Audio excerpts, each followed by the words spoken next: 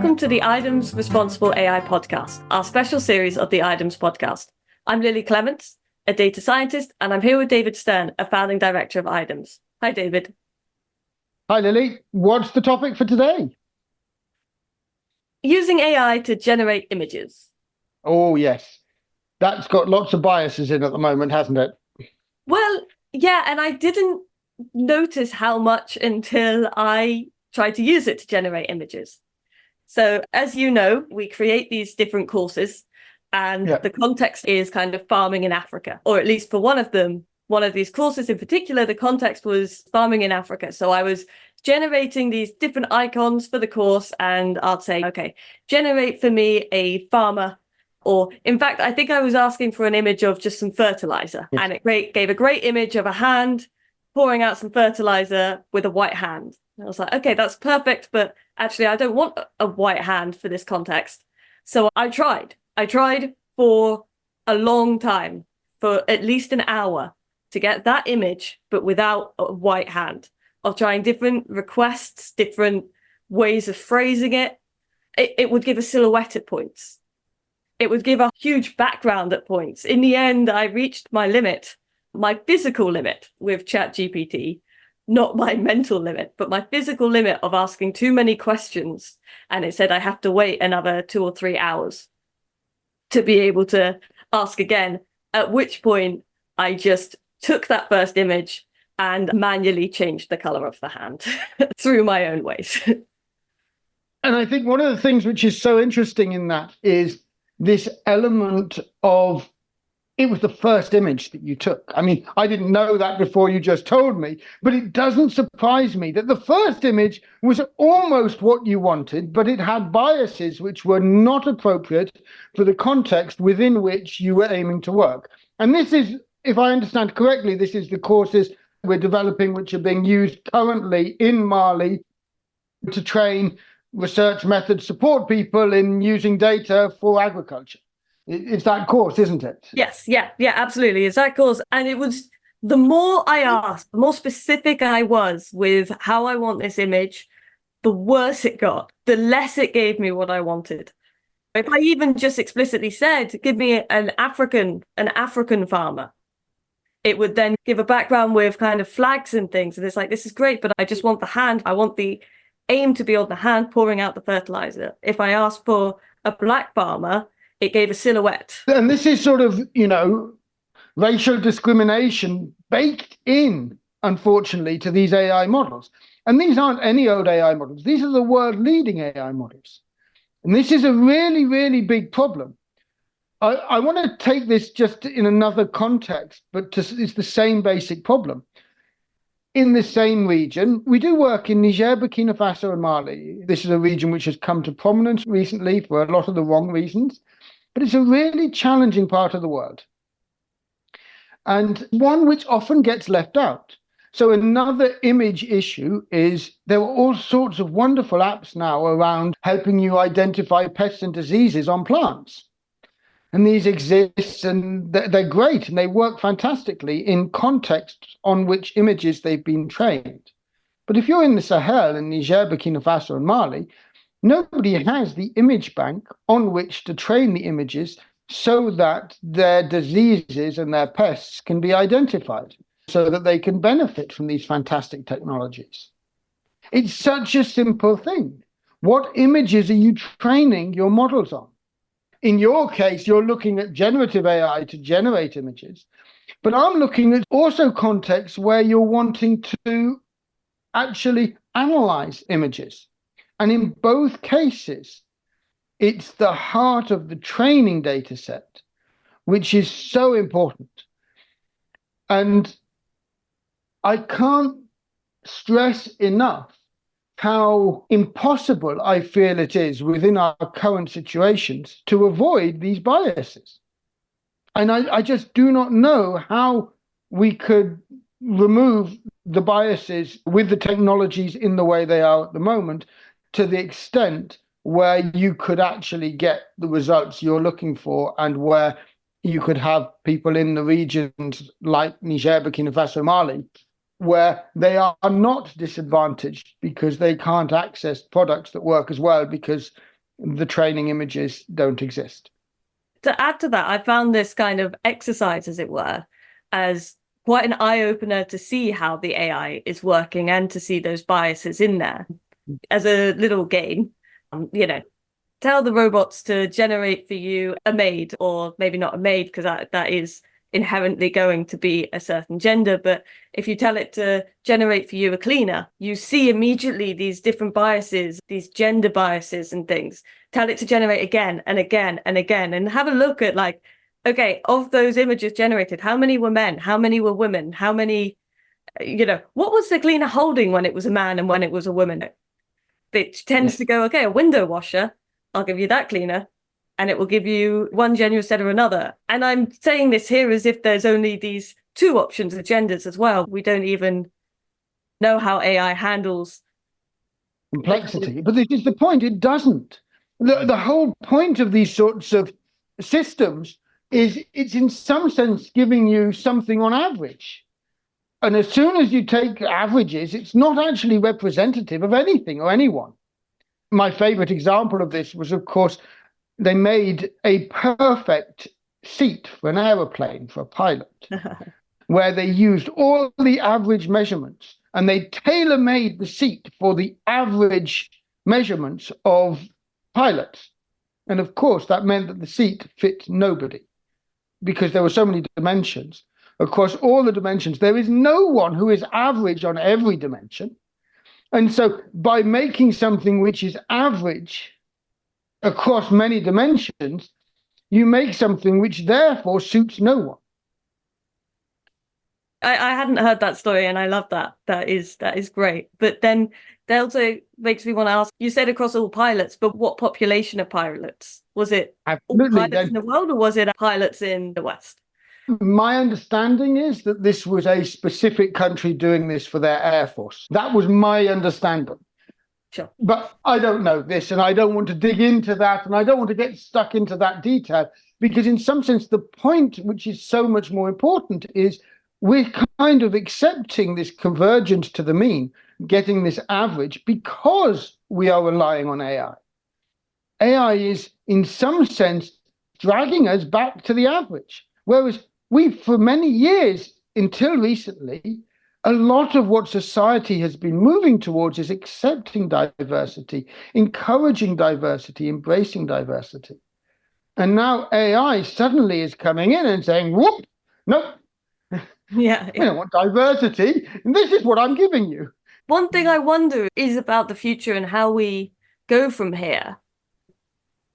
As we continue to use tools like AI, are we going to start to accidentally, or however, not be able to progress or become thinking more in that average mindset rather than outside of it?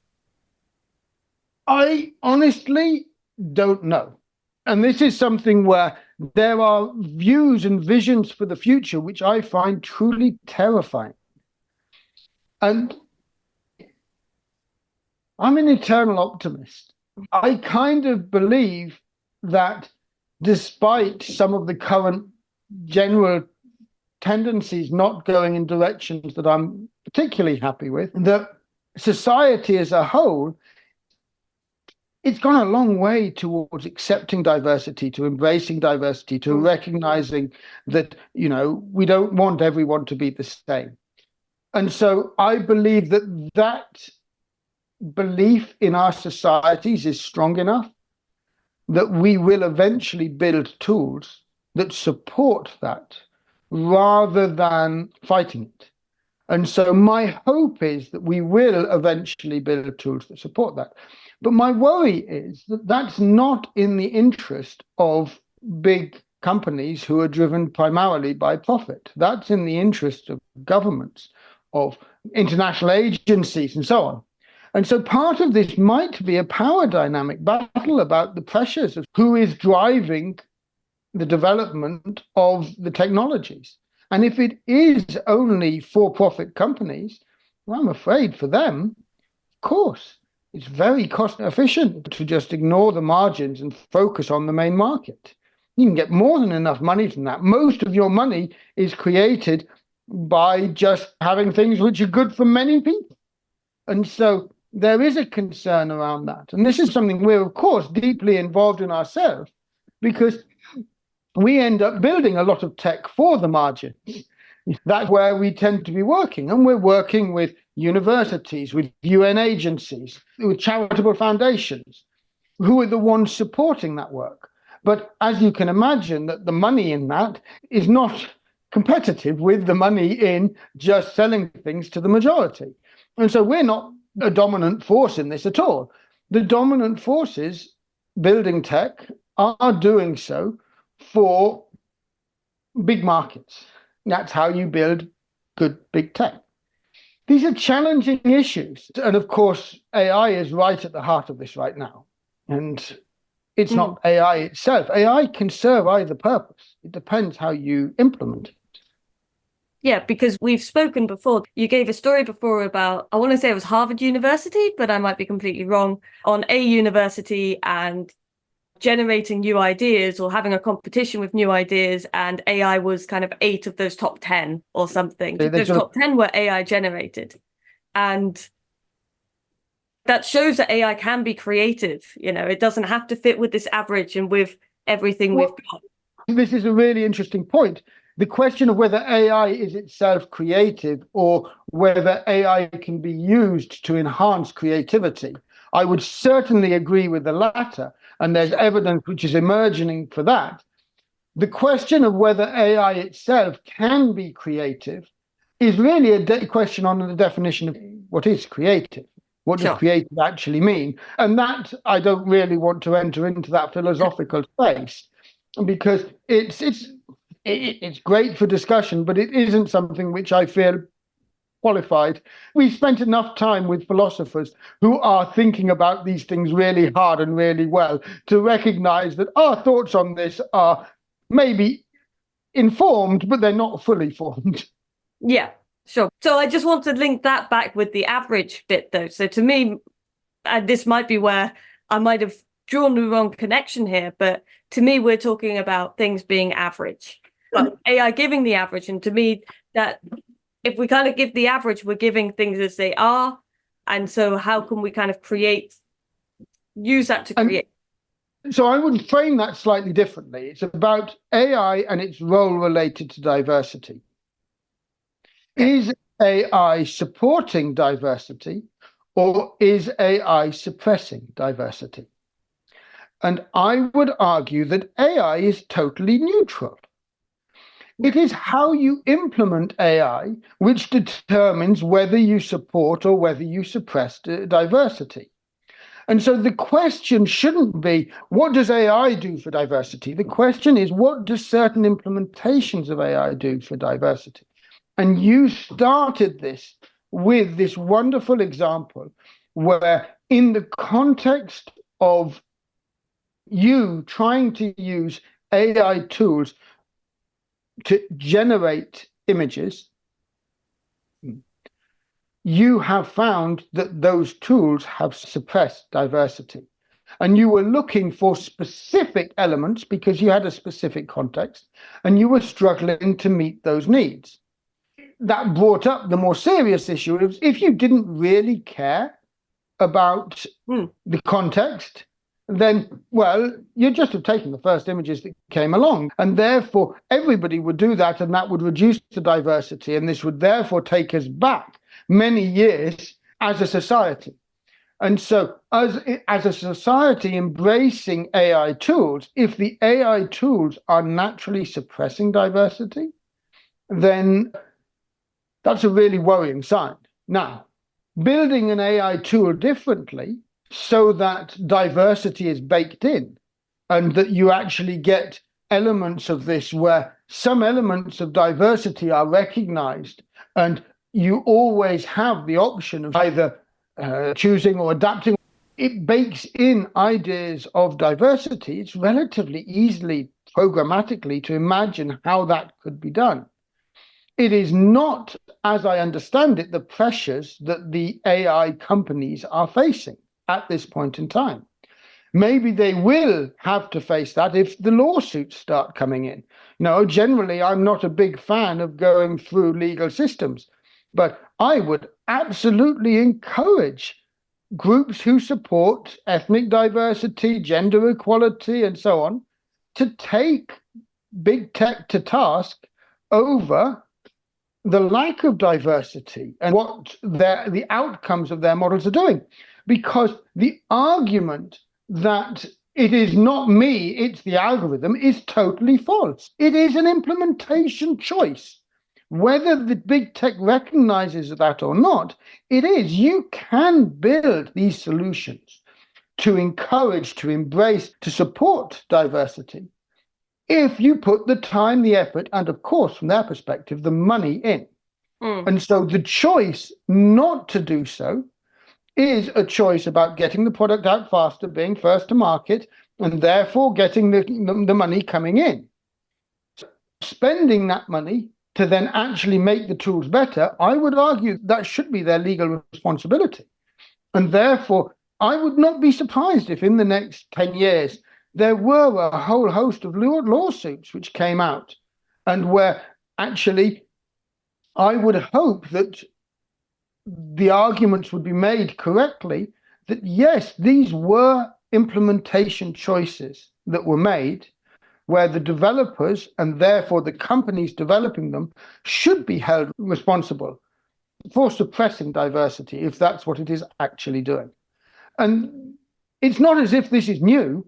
You can go back tens of years at least, maybe more, to find instances of AI algorithms which had problems with ethnic diversity. Talk about facial recognition, talk about, there's so many instances of this where you have these gender and these ethnic issues in AI algorithms, and where a lot of work has happened to be able to state how you could find solutions to this.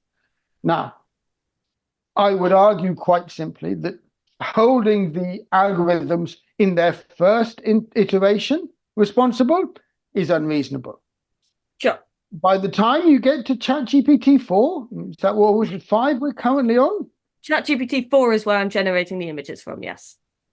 So by the time you've got to ChatGPT 4, well, I mean, now the money's coming in. Is it really responsible now? Have they done what they need to do to make this work? My guess is no. Now I would argue they could and they should possibly be held to account. I don't know. Maybe it's coming out in ChatGPT 5 or 6. I don't know. Maybe they are putting that work in now. And maybe if the argument is that they are doing the work, but it's hard, that I believe, then they could be held to account to a lesser extent because they are doing that. But if they are not putting that work in, I would argue that it is essential that our legal systems uphold the rights of diverse communities, the inclusion in society, and take them to task. If I have to guess, it's going to be in the EU where this is going to happen. But these are big deals.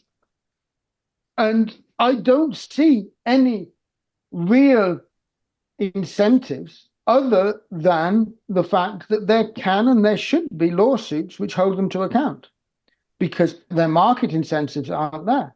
And therefore, the only other structures we have in place in our society are legal structures where, inclusion is enshrined into most laws.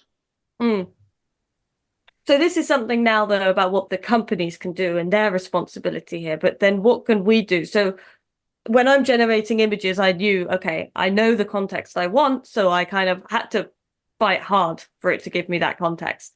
Sometimes if I wanted to generate a scientist, it would give a man by default. I didn't actually notice that, funnily enough. I should have noticed that, but I didn't really click that it kept giving me a certain gender until I was talking to Danny about it, who's also a director of IDEMS. And he asked me, because I was talking to him about this more ethnic diversity side, and he said, okay, and what about gender? I was like, you're right. It's also not generating female scientists as often as male scientists. Obviously, if I ask ChatGPT, okay, generate me a female scientist, it will give me one. But that's not the solution. Well, it is. I mean, it is the intermediary solution. Sure. It's not a long-term solution. It's not a societal solution.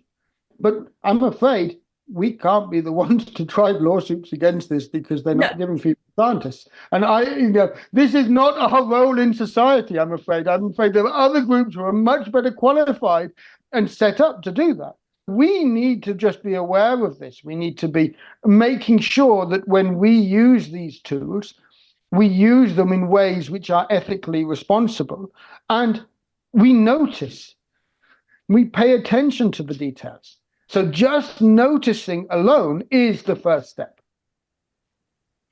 And so for others that use these tools to do this, we would kind of recommend that noticing and making sure that you may have to add in kind of specifics for what you want in your image.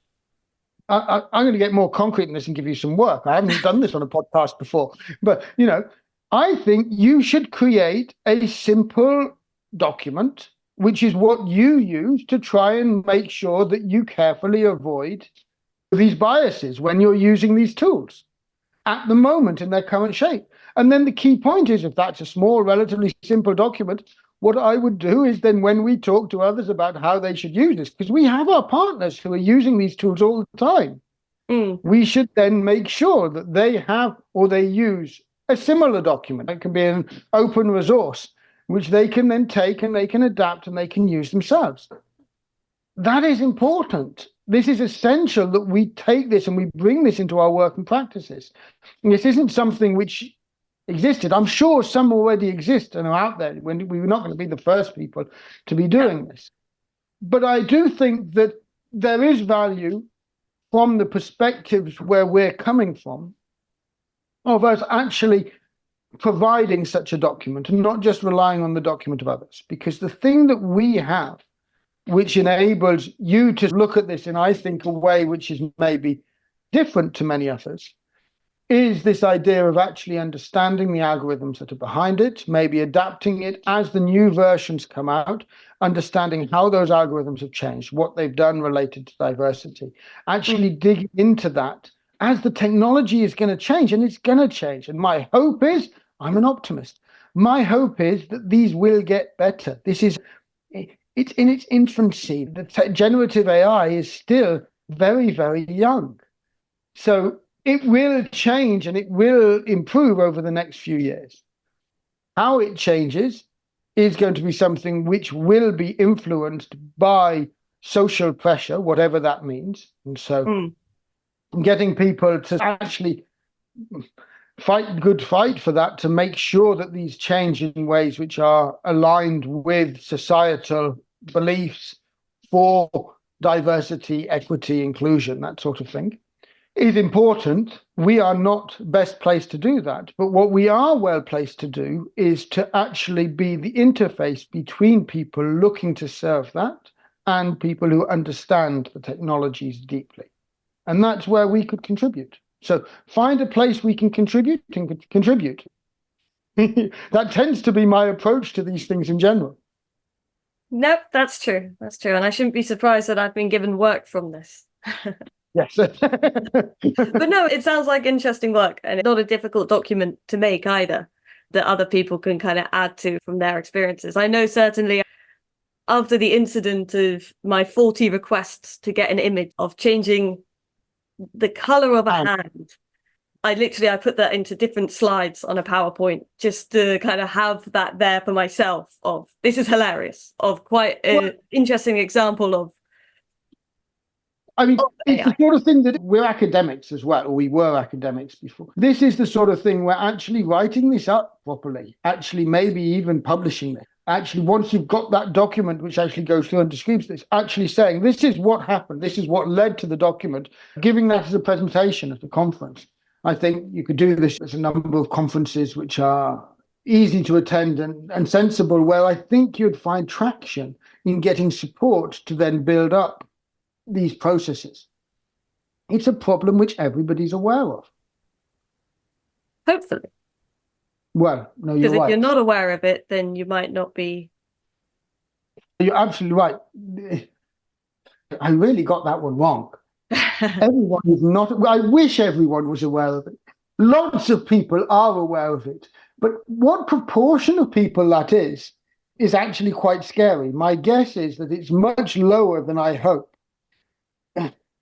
we are not the only people to be aware of this and thinking about this. That's sort of what I should have said. There's lots of other people who are trying to deal with these issues, tackling them, but there are so many people who are maybe not aware and not thinking about this, that this is exactly a concern that we need to have and we need to bring.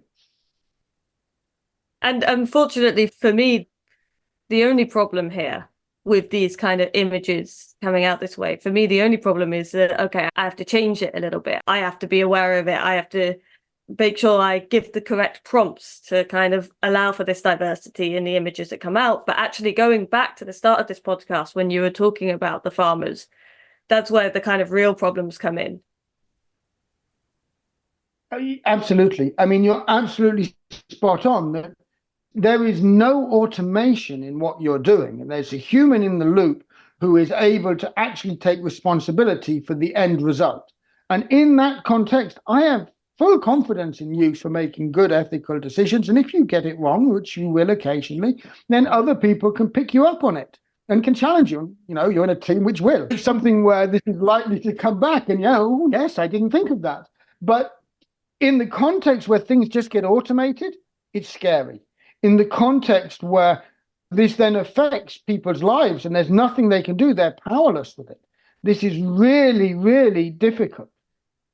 And so it's a problem, and it's a problem which is solvable. That's one of the things which I think we've got to remember. But we need to put in place structures to be able to solve these problems. And it's not going to happen on its own. This is where this is going to be huge efforts by large numbers of people to actually build the societal structures which enable these problems to be solved. It is not a given that these problems will be solved in the future. We are at a fork, if you want, into what the possible futures could be, where some of these issues get resolved sensibly and we build good technology which supports diversity, equity, inclusion, or we build technology which suppresses it. I think that's probably a good place to end. Yeah. Well, thank you very much, David. It's been a very interesting conversation, as always. Thank you for bringing it to the table. No, and thank you for the work. I'll go get on with it. Thank you.